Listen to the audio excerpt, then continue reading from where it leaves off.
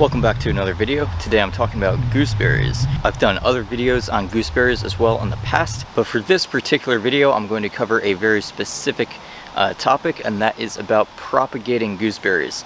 And there's a very specific method that I want to go over in detail in this video to kind of document and share with you about how I do this. So the gooseberry is a fantastic crop to grow, especially for food production, berry production. It produces edible berries that you can use for a whole lot of different uses. You can eat them fresh, you can also freeze them for over the winter. They can go in all different kinds of recipes, and they have a really nice sweet and sour flavor. And I'm sure they've got a bunch of very good nutritional components to them as well. Now, in terms of propagation, the gooseberries can be fairly easy to propagate, and there are a few different ways we can go about this. But what I want to cover specifically in this video is a particular method called the tip layering method. And this is where we take a growing shoot tip of a gooseberry and we lay it over on the ground.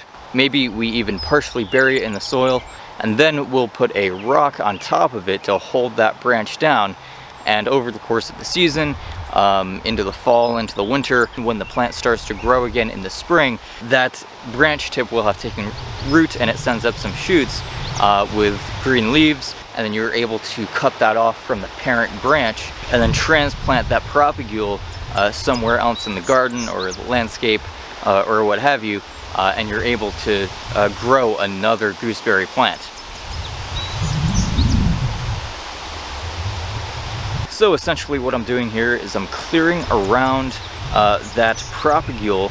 I'm taking that grass and any other plant matter that's not the gooseberry, and I'm just kind of thinning that out so that I'm better able to see what I'm working with. And I'm doing that because I don't want to accidentally cut the wrong branch or miscalculate where I'm going to dig this plant out and end up doing some damage to the plant. So once I've done that, then I take the clippers and I clip off that parent branch from that newly rooted propagule. And then what I do is I take a shovel. I'm just using a small shovel in this example. It's more powerful. I'm able to use my foot with it as opposed to just using a garden trowel. But the shovel isn't so big that it's kind of awkward and difficult to maneuver around with these smaller bushes and other plants and shrubs and such that are around in this area. So what I do is I just carefully dig around that propagule and I dig it out of the ground. And what I do once I've dug around the perimeter of that propagule, I just reach my hands in there, make sure I get a good solid grasp of that root ball, and then I pull it out from the ground from there to try to hold the soil together as much as possible and reduce as much stress on that gooseberry root system that I'm going to be transplanting. And then of course I find a location in the garden where I want to plant it, and then I dig a hole deep enough so that the gooseberry is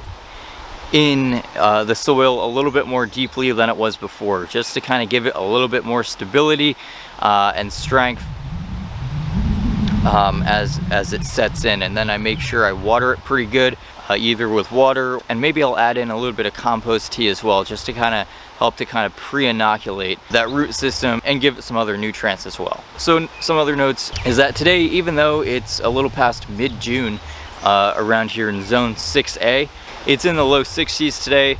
It's kind of windy, we've got some pretty good cloud cover, and even though I'm transplanting somewhat late in the season, this is a fairly good time to do it because it reduces that plant stress from all the excessive heat and sun that these plants would otherwise be getting. But on a day like today, or the last couple of days, it's been a lot cooler, and it's a little bit easier for these plants to handle that. Gooseberries are also a pretty resilient plant, and so even transplanting late in the season, they seem to put up pretty well with that. And instead of waiting to transplant in the fall or next spring, I'm planting now so that the root systems can take time to develop. The plant can get over its any transplant shock that it may have to go through, so that it can get its root system established and it's able to continue growing throughout this season, so that next season it can continue to grow larger and it might actually produce an appreciable amount of fruit next season as well. Since this method of propagation, you're essentially cloning the gooseberry plant, the fruiting will happen earlier than if you were growing this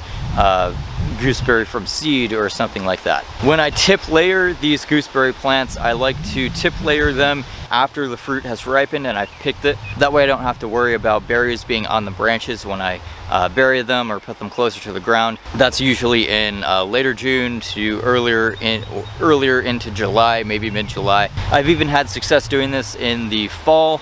I'll tip layer them in the fall, and then in the spring they'll begin to shoot up their new shoot growth, because that was what happened with this batch. I ended up tip layering last fall, but these have had plenty of time to be able to grow and produce a good root system, even now in mid-June. And so that's what I'm transplanting out now. So I should also note that the gooseberry tips that you want to layer, they should be the green growth of that season. If you use the more woody, darker brown material, you might have some more challenges getting that to root. And that darker brown woody material would be the growth that happened on these gooseberry plants from previous years. What I would do is I would stick with the growth of the current year to try to have the best results. So on that note, I know it's been pretty windy here. I hope the audio is still coming through all right. But I hope you enjoyed this video. I hope you learned something. And I look forward to seeing you in a future video. Take care.